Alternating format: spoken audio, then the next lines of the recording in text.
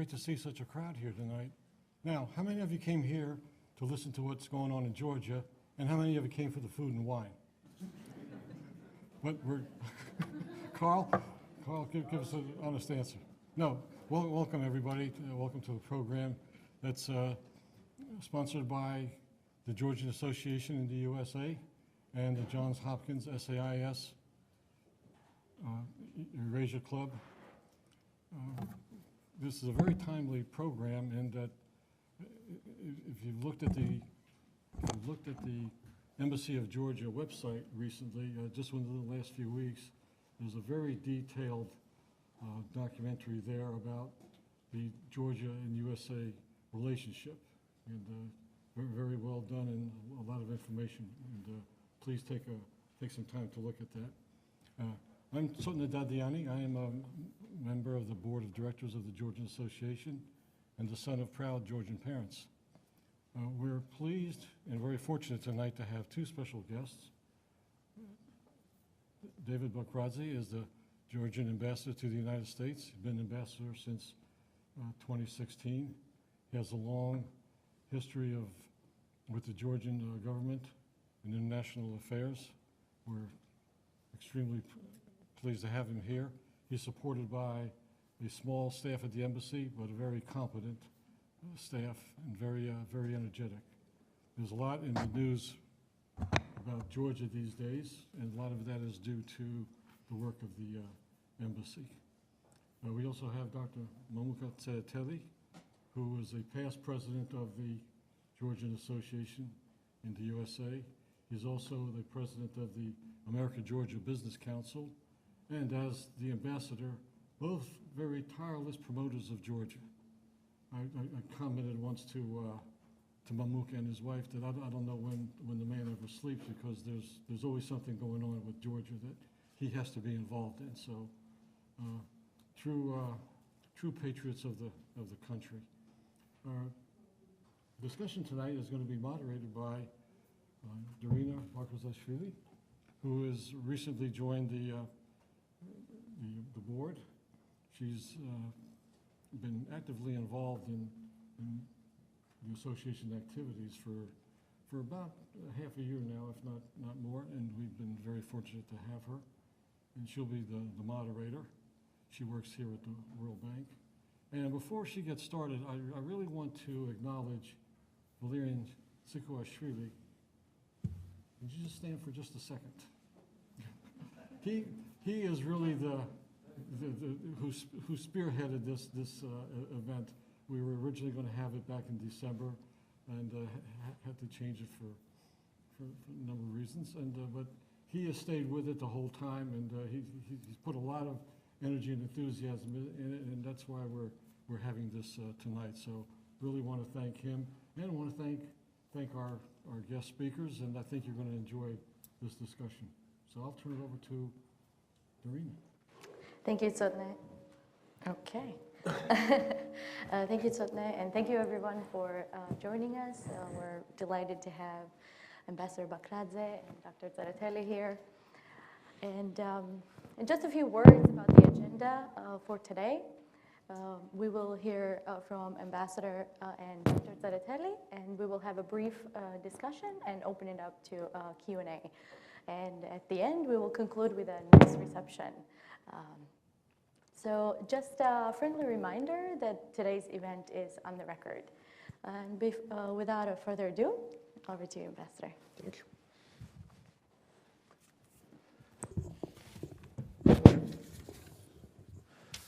Well, thank you very much, Darina, and I would like to start with my gratitude to Johns Hopkins, to Georgian Association, for organizing this discussion.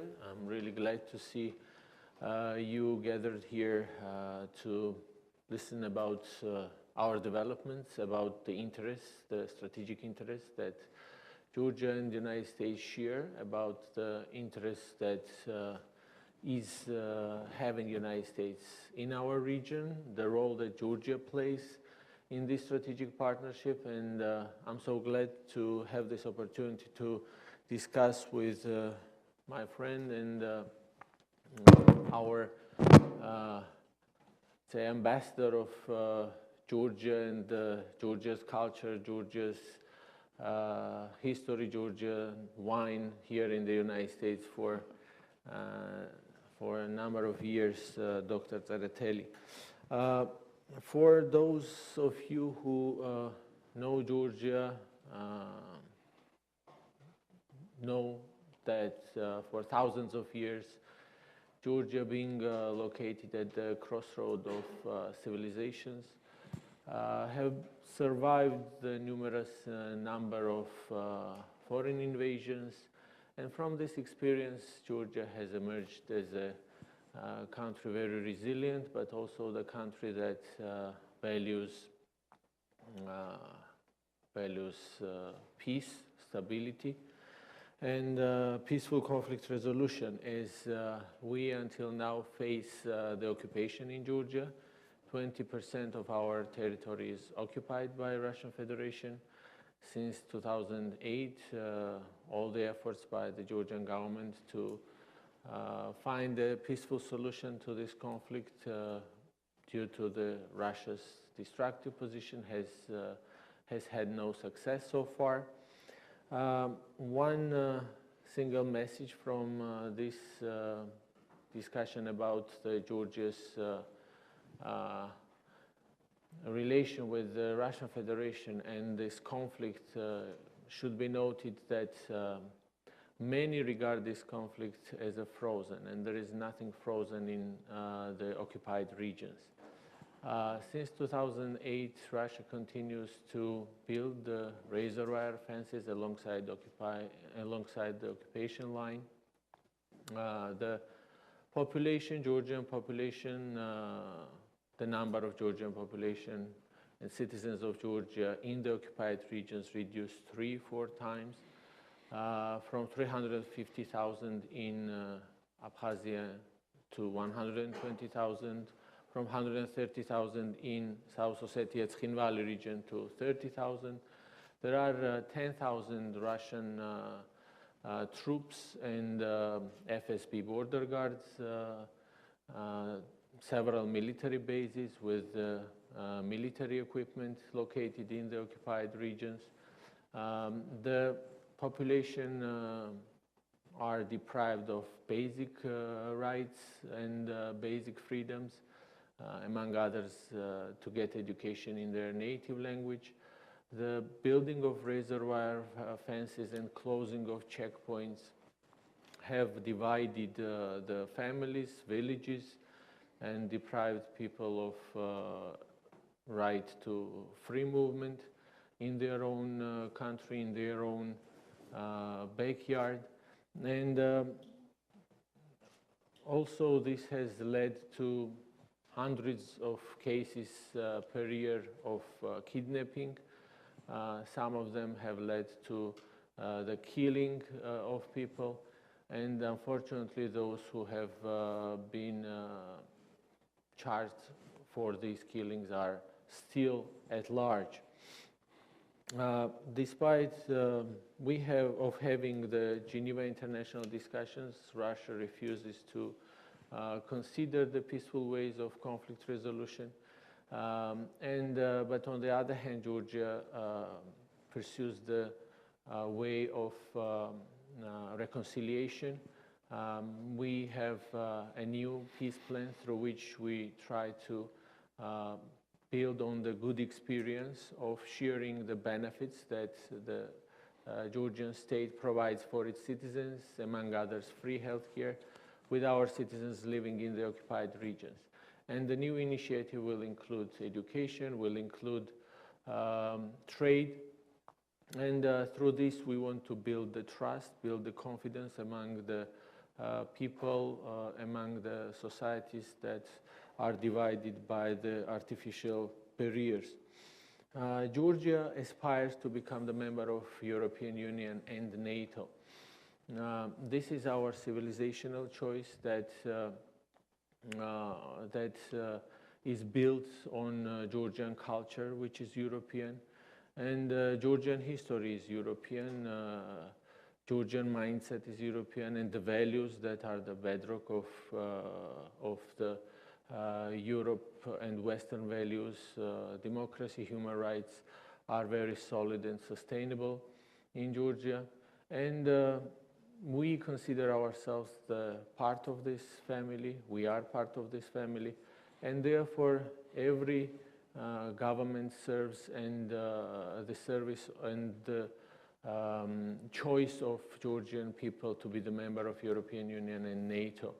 To very briefly touch on both of that. European Union, we have association agreement, free trade agreement. We have achieved a couple of years back a visa-free movement with the European Union, and all that also drives the reforms agenda that Georgia has.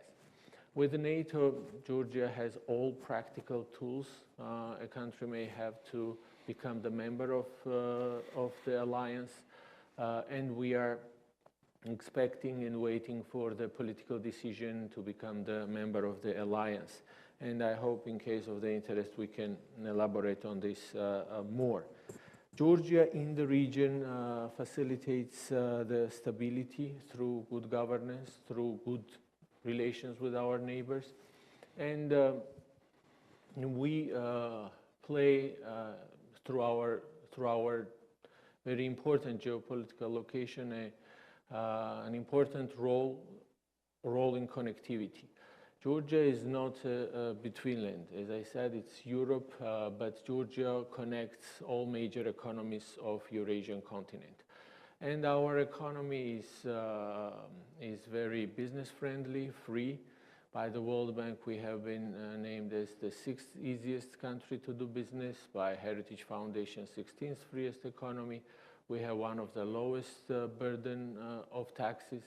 And this is a good place for up to 200 US companies that are active in the region, but this is also an entry point to the market of 2.2 billion with whom Georgia enjoys the free trade regime. And that also encourages us to develop more stronger relations with the United States. And very briefly about our bilateral relations. We have signed in 2009 the Charter of Strategic Partnership with the United States. And one of the core issues is defense and security cooperation. Some of you may not know that Georgia is the largest per capita contributor in the Resolute Support Mission in Afghanistan. We have 870 soldiers now serving there with more than 17,000 over the past 15 years in different missions. Today, the number 870 is among 3 largest numbers serving in Afghanistan without caveat in the hot places. Georgia is the country that pays its dues. We pay 2% in the defense, 20% in acquisition, and we enjoy a very strong partnership with the United States on defense and security. On economy and trade, we are working really hard to strengthen and deepen our partnership as we see Georgia as a gateway to the 8 landlocked countries on our east. And as I said, a connectivity to the largest Eurasian economies, Central Asia, Turkey, China, European Union, with whom we have free trade agreements. And through this, we are building a durable relation, which over the year has transformed into the strategic partnership. And I strongly believe that it will gradually form a very strong alliance. I think I will stop here because I believe that question and answer session will bring more joy into the public. Thank you. Thank you so much, Ambassador. Over to you, Dr. Tsereteli. Good evening. Thank you, Georgian Association and Association of Students at SAIS for hosting this event. Thank you, Ambassador, for your kind words. Actually, for 5 years, I personally was stationed in this institution and was part of this community here, and so it's good to be back at SAIS as well.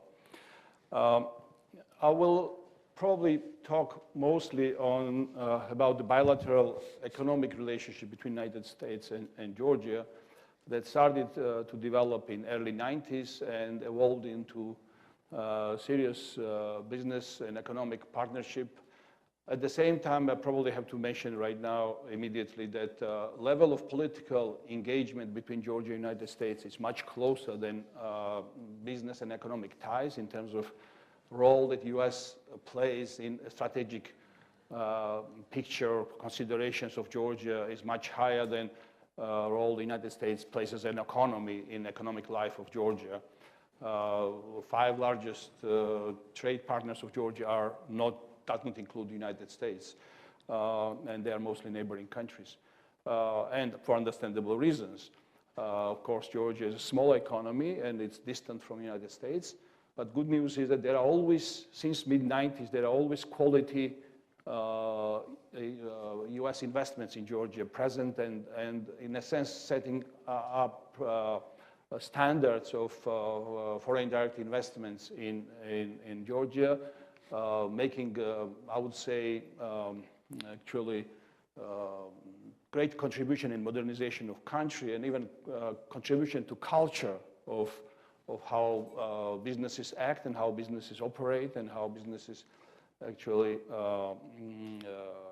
pay their dues and being part of the social fabric of the country. So this all started in mid-90s from the engagement of the United States. Of course, initially it was mostly United States supporting and providing humanitarian assistance to Georgia during early years of independence and conflicts and so forth. And Georgia desperately needed that support. And I lived in Georgia at that time until November '94, and major source of actually bread in Georgia in between '92, '94, '95 was actually United States assistance. So survival of Georgia as a state pretty much at that time depended on U.S. support, and your family's contribution as a taxpayer to the United States is actually, you can be proud of that contribution. Obviously, U.S. played a major role in some later stages of Georgia development, but let me go back to '90s, and you probably heard, you are probably historians or political scientists or developmental economists, and you know history a little bit, that Georgia is neighboring oil-rich region called Caspian Sea. We can call it Caspian region.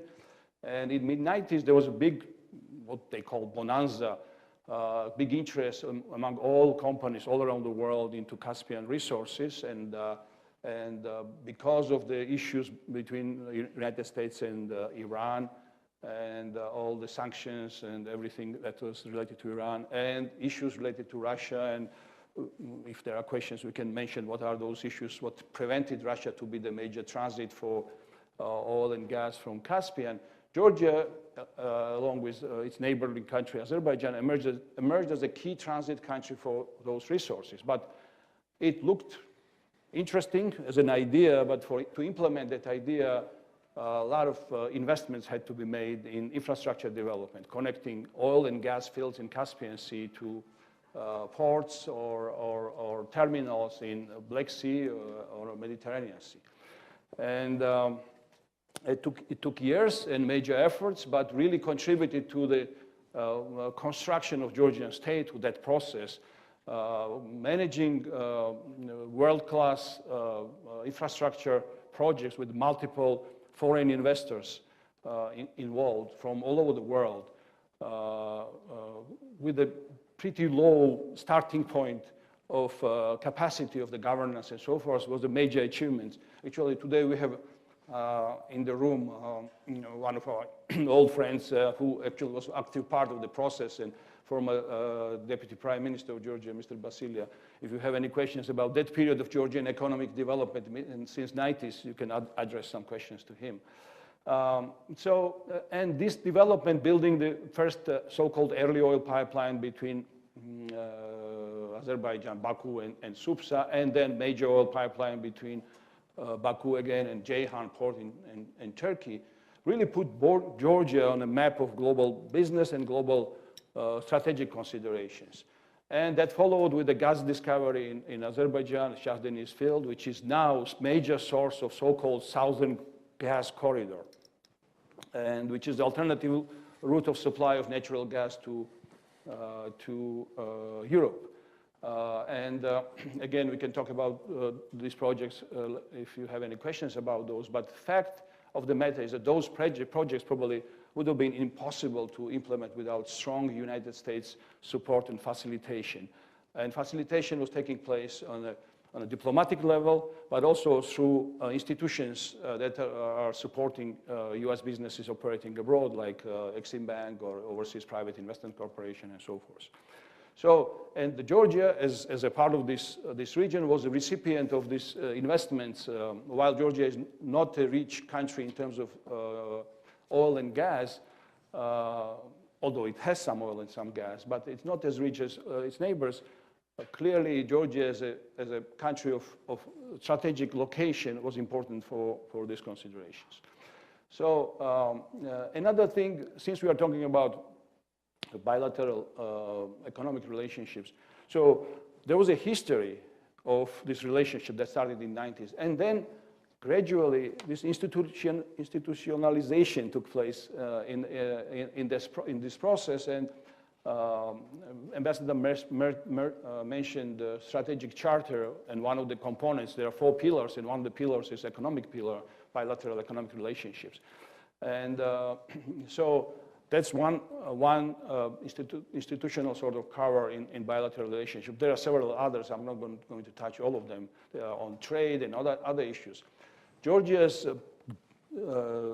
as a country, as a state's major priority at this stage is definitely to advance bilateral trade relationship to the level when United States will treat Georgian products United States as Georgia treats United States products coming to Georgia. And pretty much Georgia is an open country, and anybody from all over the world could bring anything to Georgia because of the very low or no customs duties on any products.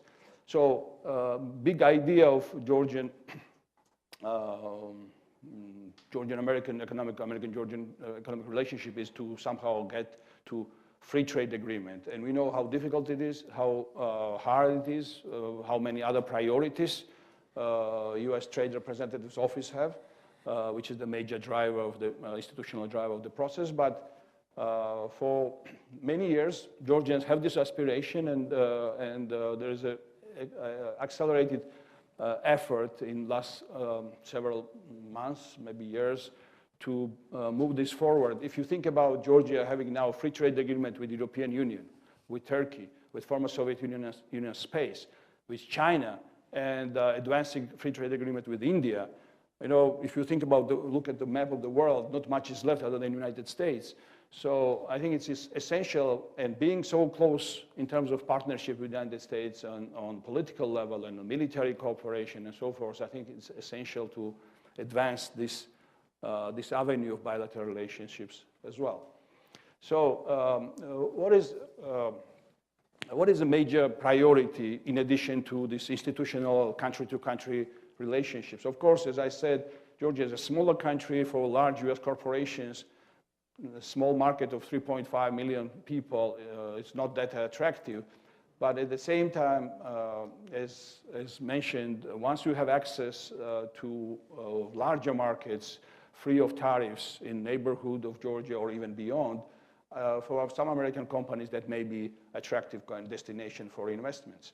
There are also growing interest in transit between Europe and Asia.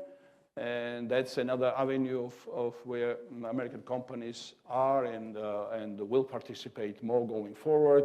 There are several large infrastructure projects that are underway. OPIC, just Overseas Private Investment Corporation, like a few weeks ago approved one of the projects for $50 million in expansion in several terminals in Port Potty. So this process is going on, and American companies are involved. Obviously, we want to see more of those engagements. I would probably also wrap up here, and hopefully we'll have lively conversation going forward. Thanks. Thank you. Thank you. Thank you. I'd like to start with a question to you, Ambassador.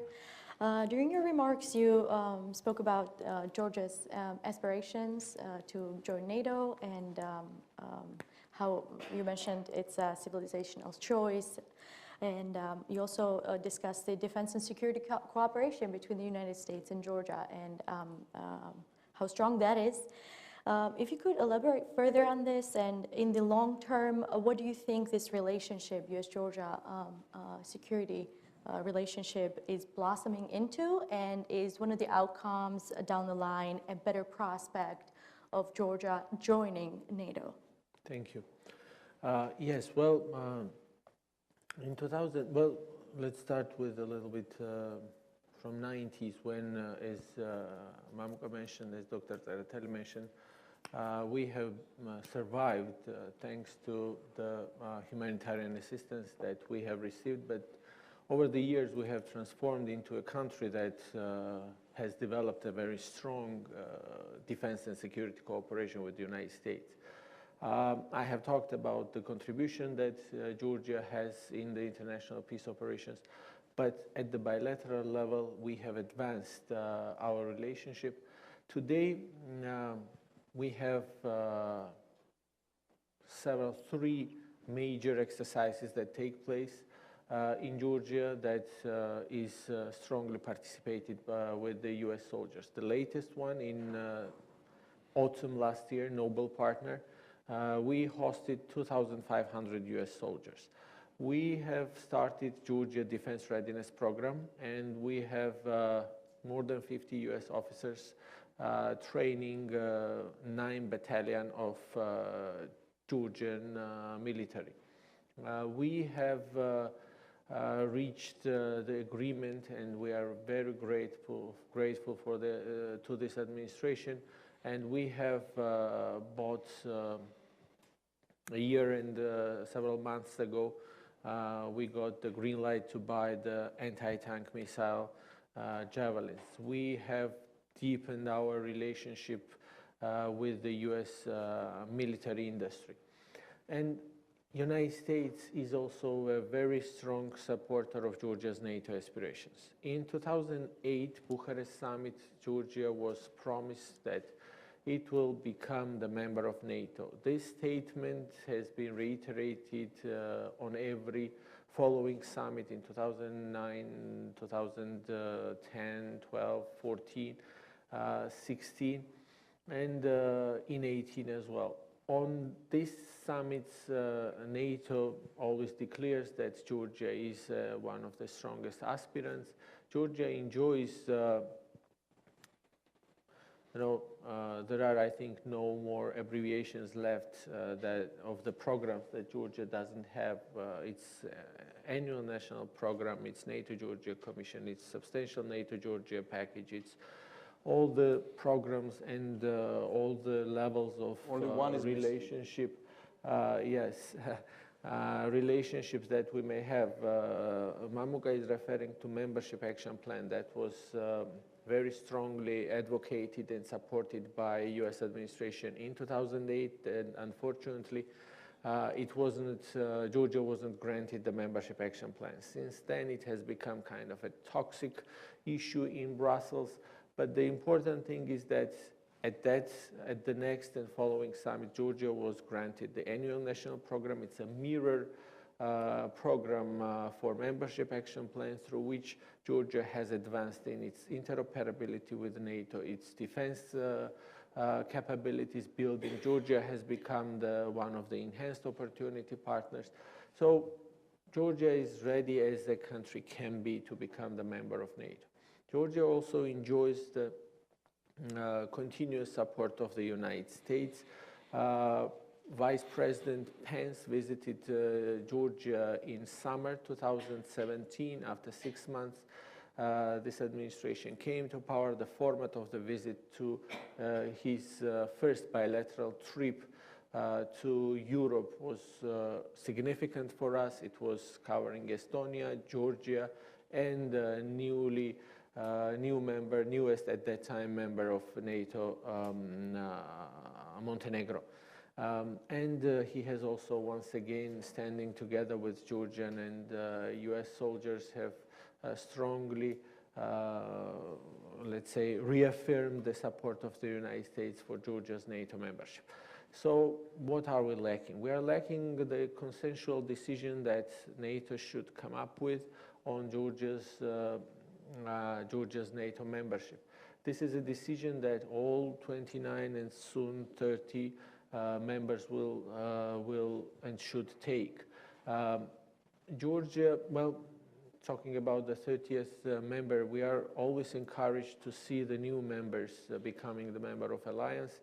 And the Republic of Northern Macedonia has been invited, and we are really happy to see the open door policy being maintained, as we think that the enlargement policy generally is one of the most successful policies of NATO. Look at the countries where it has enlarged, and you will see stability, you will see prosperity, you will see security, and even the countries that are neighboring Russia. So this is an important incentive for us to strongly commit our future reforms to our eventual goal of NATO membership. Now, how optimistic can we be, and how optimistic we are? I think we should be. I always like to remember the experience of our Baltic friends that 4 years before their membership, everyone was saying there is no chance that the Baltic states will become a member of NATO, but the geopolitics change. And when they change, Georgia will be ready to become the member of NATO. Thank you so much. So much food for thought. I could go on with questions, but for the sake of time, I'll leave it, and I'm sure you'll have lots of questions on that too. Over to you, Dr. Tsereteli. During your remarks, you spoke about the US-Georgia economic relationship, and over the years, we've seen increased US private sector investment in Georgia. And in your opinion, what are the changes in Georgia's economic landscape that you think are necessary to encourage further investment from the US or overall international investment? And if you could elaborate further on the possibility of US-Georgia free trade agreement. I know you spoke about it briefly during your remarks, but I'd love to hear your thoughts on it further. I think one important probably aspect which I have not focused on because of, again, time considerations, but it's essential to look at our part of the world from a US policy perspective. And if you look at 90s, the US policy at that time was focused, and strategy was focused on enlargement of Europe, let's put it this way. And there was the European Union and NATO enlargement, while there were some skeptics. Ultimately, strategy was to enlarge NATO, and our region, Caspian region, with its resources, was seen as a complementary to this larger, grander strategy, with having energy support for Eastern and Central European countries in their transition from Russian dependency on Russia to diversification of supply. I mean, this objective is not fully achieved, but definitely sources of supply into these countries, and definitely to Georgia, Turkey, and some other countries, is definitely different today than we had. So my point is that there was a grander sort of strategy and the policy initiatives in US government. Some of you obviously don't remember, but some of us remember that there was an official position in US government in 90s, late 90s and early 2000s. And status of the position, I mean, the name of the position was the Special Advisor to the President and Secretary of State on Caspian Affairs. And there was a special ambassador in charge of these activities, traveling the region, facilitating countries coming together and so forth. By the way, big legacy of that activity is the regional collaboration between Azerbaijan, Georgia, and Turkey three countries that were involved in Baku-Tbilisi-Ceyhan pipeline. So that was a major facilitator at that time, this US policy. So if you think about from this perspective, US policy facilitates regional collaboration between countries in order to achieve some bigger, implement some bigger projects and achieve some bigger goals. But at the same time, region was also, through US policy activities, again, attached to the broader, larger Europe. Today, we see less initiatives like that from US government, and maybe I shouldn't elaborate too much about criticism of the US government, but policy initiatives that would, let's take BRI, Belt and Road Initiative, and its impact on Central Asia and Caucasus. While we see some elements here and there from US policy somehow addressing this growing impact and influence of China in different places of the world, there's a less engagement with Central Asia and Caucasus in particular in that direction, while there are some steps made forward that were made in recent months to the positive direction. It's still a long way to go to really achieve that level of engagement that the United States had in late 90s and early 2000s. Whether this will be ever repeated or not, that's a separate conversation. I think with all the larger strategic considerations, US should be represented much more actively and broader in our part of the world. Now, this larger picture, if it was in place, if companies see and private groups see this larger interest, policy interest, I think that would facilitate greater private sector interest into our part of the world. And of course, there is a homework that Georgia and all the other countries in the region need to do, create an environment which attracts foreign direct investments, because this is the only way our countries can deal with unemployment issues, with a real economic growth, technological advancement, and building economic foundation for independent statehood. Thank you. Thank you. At this point, I'd like to open up to Q&A section of our event. Our colleagues will come to you if you just raise your hand if you have a question. Before stating a question, just briefly introduce yourself, and we'll take maybe one or two at a time, and we'll go from here. So, any questions? Right over here.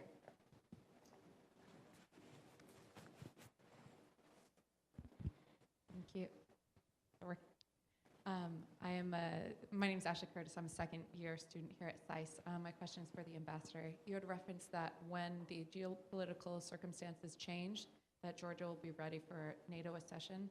What do you see that change looking like? Thank you. Well, not only at that moment Georgia will be ready. To make it clear, we are ready, and we believe that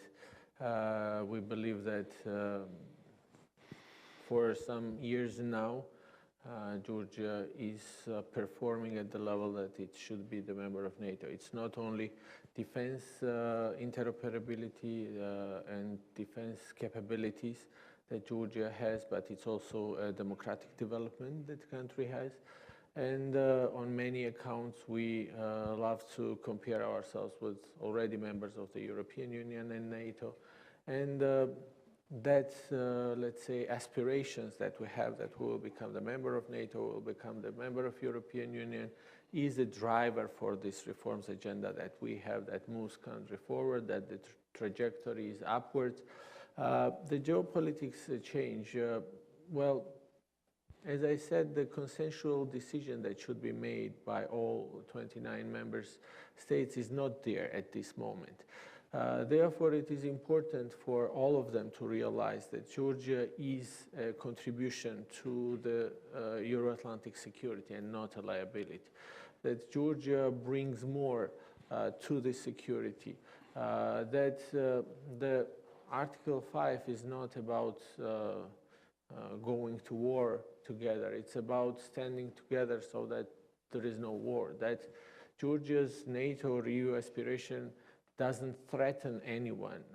On the opposite, we believe that for Russia, who is probably the biggest poser for Georgia's NATO or EU aspirations. For Russia, stable and prosperous neighbor should be in their own interest. And realization of that and also the fact, which I have already mentioned, that the membership brings deterrence to protect from the aggressor, from the third party. And I think that, and everyone always mentions in Brussels or in other major capitals in Europe, that no third country has a say about the membership of a third country or a sovereign choice of a third country. And this is an important statement, because if we look from the opposite side, then we will just give a recipe to Russian Federation how it should act to prevent countries from their sovereign choice. Then you occupy a land, and then the countries are deprived of their choice to be the member of European Union or NATO. So this shouldn't be a stumbling block on this road. And I believe that in that sense, there will be a consensual decision. And through US leadership, that has always been a driving factor of the NATO enlargement and bringing this stability and peace to the new member states, this will happen soon. Any questions? Thank you. Right over here. I think we are ready for wine. Hi, Pikria Saliashvili. I had a question. So in the recent years, with domestic politics in the US, with politics in the US like Brexit, Georgia has kind of receded in the background. Are there any particular policy collaborations or partnerships that Georgia can offer to the US to strengthen the partnership? Maybe I will start, and Okay. I'm sure that Dr. Tsereteli will also have the ideas how to move it forward. Yes, thank you for the question. I agree, when the politics and policies are full of the issues that we face either in Europe or in the United States, there is always a very small room to present the opportunity, and that's what we have been trying to do as an embassy, but also as a country, everywhere where we seek to, on the one hand, develop our bilateral relation, but also to keep Georgia high on its agenda. And I'm really happy to say that with the United States, today our relationship is at all-time high. Over the past 2 years, well, first of all, it's really important to mention that despite the changes in administration here or in Georgia, this relationship has always been year to year becoming stronger and stronger. And today we have the relationship which we can say is at all-time high, as we see the very strong and vocal support by the US administration to Georgia, to its territorial integrity and NATO integration. That's two major factors where we always seek the support of the United States. We have defense and security cooperation, and since so far, as I said, 9 battalions are now are trained by the US officers, and we believe that there is even more room to develop this relationship. Unprecedented number of exercises take place, and there is a more consideration from NATO to advance the security cooperation on the Black Sea, where we see the Russia continuing to have aggressive policies against Ukraine, but also increasing its militarizing its positions in Abkhazian region of Georgia as well. We have hosted the Vice President in the first year, the National Security Advisor last year in Georgia, many visits in the United States by the high-level officials, but also the very important, let's say, very important part of our work is related of reaching out to Congress. As I said, there is a strong bipartisan support to Georgia, and this is important in the situation when almost everything on the Hill is controversial. You cannot find maybe all the congressmen agreeing on the color of the sky, but we got full and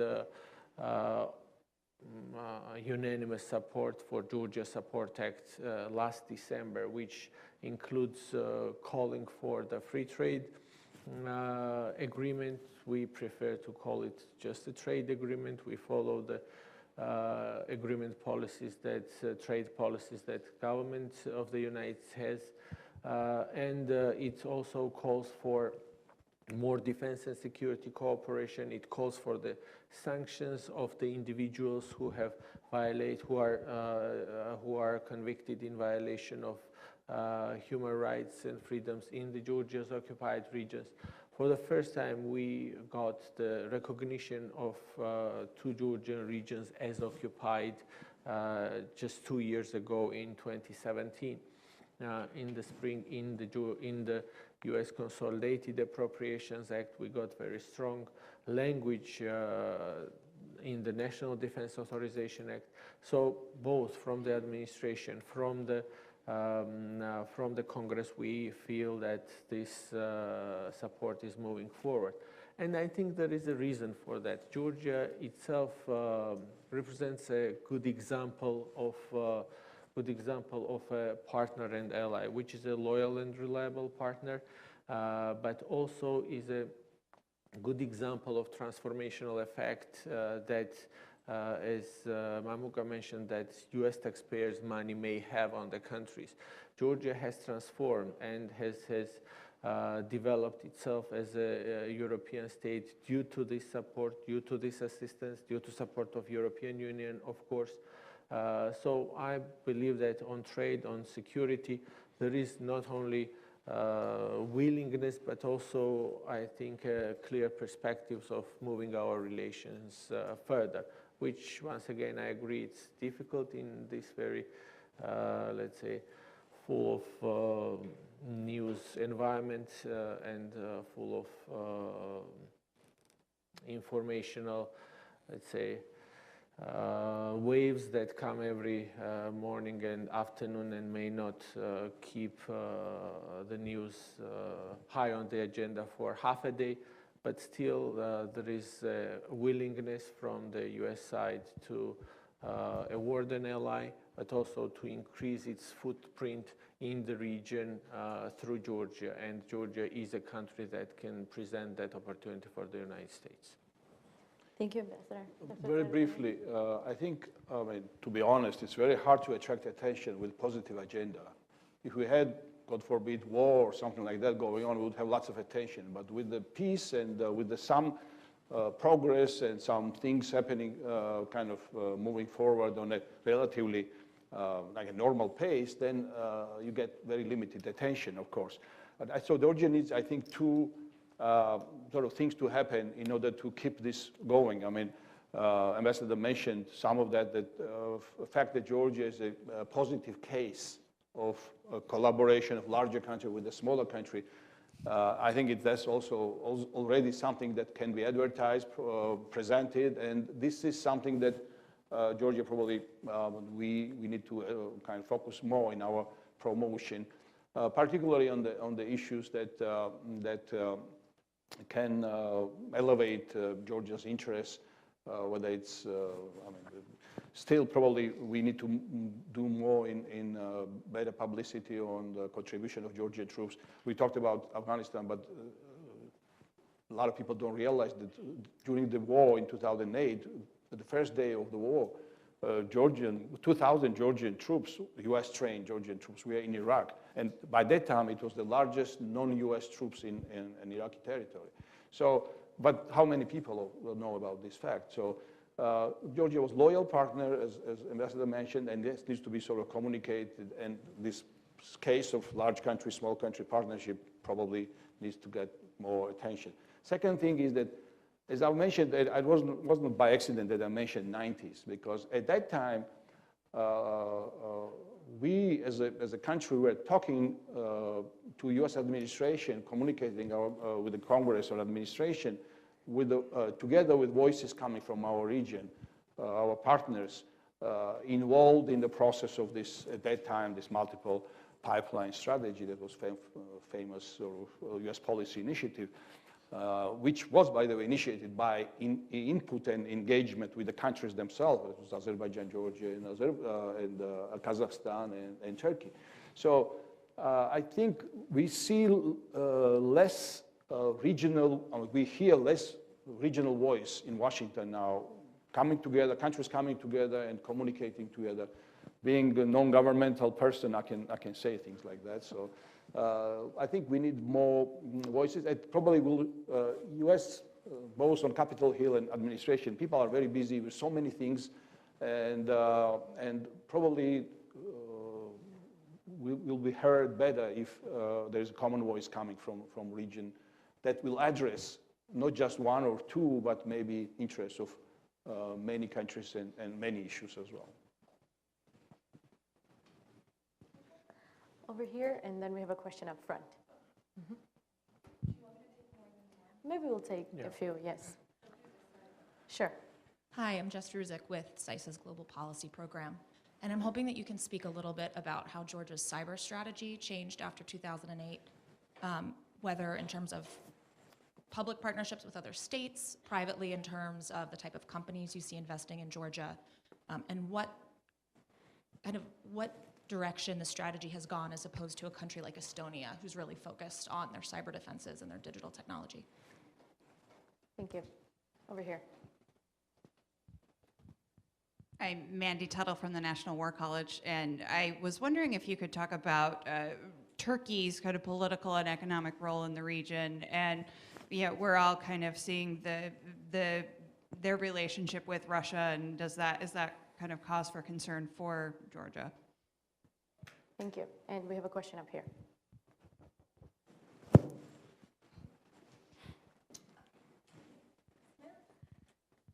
Hi, my name is Dawn. I'm with the School for Conflict Analysis and Resolution at George Mason. My question is actually regarding the gas pipeline that you mentioned, sir, back in the 90s. You mentioned Turkey along with that. Along the similar lines of your question, the new Russian deal with Turkey on the Turk Stream 2 pipeline, I'm wondering if that has any implications for Georgia's economic outlook or energy outlook, and also Turkey's increased relationship with Russia in terms of their population. There was a report put out in The Economist, actually, in its most recent one, where Sputnik News has a greater influence now on the Turkish population, with about a 60% approval rating amongst Turkey's citizens, whereas before, prior to the increased relationship between Russia and Turkey, it was about 40%. So I'm wondering if Georgia is facing similar issues in terms of misinformation, and also how that might impact your outlook for greater governance and democracy building. Thank you. So, Can I start? Okay. Go ahead. Well, thank you for the questions. I'm sure that Dr. Tsereteli will elaborate more about the pipelines, about the strategies. Let me start with our own experience. We enjoy a strong strategic partnership between Azerbaijan, Georgia, and Turkey. This has been a very strong incentive for the stability in our region. This is not only related to the existing energy pipelines that we have, but also to the transportation, the Baku-Tbilisi cars, and other projects. We have very high-level yearly dialogue, and this strategic, and Turkey is our largest, if you take by country, largest trade partner.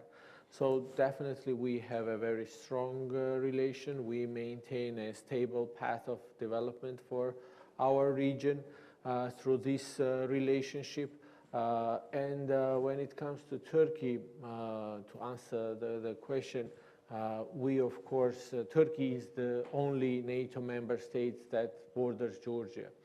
Turkey is a country that is a strong supporter of Georgia's NATO integration, and we strongly support and believe in very close cooperation between United States and Turkey that will benefit the stability in the region. About the Sputnik, and then there was also a question about the cyber. Yeah, Georgia was one of the first countries that was subject to what is now called unconventional or hybrid warfare before it was popular. In 2006, the energy cuts, the embargo on any single product going to the Russian market have really had a devastating effect on Georgia's economy, but throughout the years with diversification, we have survived and become actually stronger. Today, we don't import gas or oil from Russian Federation, and this is on energy part also. We are self-sufficient, well, depending on the periods of the year, but in general, all in all, self-sufficient with electricity that we produce, among other with the hydropower plants, and have even more and bigger potential for that. So that has established, let's say, environment where we can let's say, be more independent in the region, where many things are dependent on energy, on transportation, on logistics, etc. And in 2008, when the Russian tanks rolled over in Georgia, cyber attacks took place, but that was a second attempt. The first was in Estonia by the Russian Federation. So we had our Estonian friends helping Georgia out during the war. And actually, you know, it was 2015 when in my previous capacity, I was participating in Brussels Forum, sorry. And the question was asked by the Russian participant to, at that time, new Secretary General Jens Stoltenberg, what would NATO do?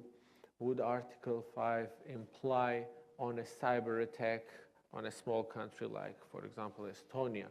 And the answer at that time wasn't very clear. Today it is very clear. In 2016, in 2018, the hybrid forms of warfare has become a factor that affects the citizens of the country and therefore constitutes an attack on a country. And therefore, there is a very significant and large policy on all the dimensions, including, of course, cyber. This year, our armed forces and our Ministry of Defense declared the year of cyber with a new strategy on cyber security. And we have a very strong engagement and support of Estonia as a good example, but also United States and other NATO members to help Georgia increase its defense capabilities on cyber, but also to participate in a Black Sea strategy on that. I think that was it. Yeah, a few words about Turkey. I think, Turkey is the #1 trade partner of Georgia. Stability of Turkey is very important for Georgia. So, obviously, stability in Turkey depends a lot on stability of US-Turkish relationship as well. So Georgia is very interested in good, positive US-Turkish relationship, to be clear on that. Of course, over the time, and this cannot be blamed on Turkey only, but Turkey's regional position weakened. Let's say in 2002, when Russian helicopters were bombing Georgian territory near Pankisi Gorge, Turkey issued statements saying that this is a red line border between Russia and Georgia, and you shouldn't be crossing. And Russians paid attention what Turkey was saying in 2002. 2008, Turkey didn't issue any statement like that, and there was no that level of engagement at that time. There are many different reasons, as I said, including war in Iraq and the complication of relationship between Turkey and the United States and so forth. So we cannot blame everything, like frequently we hear, on Turkey. But fact is that Turkey's strategic position today is weaker than it was, and it can do less if there's a, so it has to deal with the regional actors or like quasi-global powers like Russia is with a declining power. So they have to deal because Russia is a main trade partner to Turkey and so forth. Not that we like this type of development, but that's a reality of life in the region that we have to be kind of taking into consideration. Going back to, I mean, on the issue of pipelines, and Georgia has become, I mean, it was very vulnerable in terms of dependency on energy from Russia. And with these pipeline projects that I mentioned earlier, and particularly natural gas development in Azerbaijan, Georgia became really independent from Russia, which brought Georgia a lot of independence on political side and better sovereignty. So now the Southern Corridor, advantage of Southern Corridor and the link between so-called South Caucasus pipeline that comes from Baku and ends in Erzurum, that became part of the Turkish system now, called the TANAP pipeline, that brings gas from Turkish-Georgia border to Turkish-Greek border. And there is third pipeline, so-called TAP, that brings now gas all the way to Italy. Gas in this pipeline, which is supposed to go like around 10 billion cubic meters per year, is already sold to potential buyers. Pipeline that is under construction on so-called Turk Stream, that has gas which supposed, I mean, gas, first of all, that's supposed to go there. There's no buyer yet for that gas. Only Russia and Gazprom could build infrastructure project without having actually purchasing agreements with the potential clients. So this is if you have some relationship with business, you know, in gas business in particular pipeline business, you have to have a long-term contract, gas purchase agreement in order to fund construction. But because Gazprom is a state entity, it has political decision of the leadership of country, they put money in it, and they will compete now with other projects. Probably they will compete with Southern Gas Corridor at some point, but that so far I have not heard any buyers known to me that are committed to gas coming from Russia through that pipeline. By the way, you should also remember that Russia currently ships natural gas to Turkey via Ukraine, Romania, Bulgaria, and so I think objective is to reduce dependency on Ukraine and just to sell same amount maybe gas to Turkey only, and not to send it through Ukraine, which will probably make Russia to lose Ukrainian market ultimately, but that's their unfortunate strategic decision that is harming, I would say, some of their interests, but that's their choice. I think there was a second part which I have missed, and I want to come to that, the Sputnik and the issue of Russian propaganda and disinformation. Well, Georgia is, as many are also suffering and seeing a lot of propaganda. But in Georgia's case, so what is the strategy? The strategy is to defy the EU and NATO to reduce the support of public to our European and Euroatlantic aspirations. Therefore, all the messages that come are, first of all, let's say, region-specific. Even in Georgia, which is a very diverse with its culture, even in Georgia, it differs from region to region and is really directed to harm the image of European Union and NATO. But I think at some point they should realize that in Georgia the public has a very strong consensus on the European future for Georgia. Very recent polls have demonstrated that EU has 83% support, NATO has 78%. I think this is one of the largest you can find in Europe. And despite these efforts, the consolidated approach by the government, by the parliament, all the political parties, by the except maybe some marginal ones, by the media, civil society, everyone very strongly advocates for the Georgia's EU and NATO path. But on the other hand, I think that what has really contributed to this is the results, the deliverables, the outcome of this process.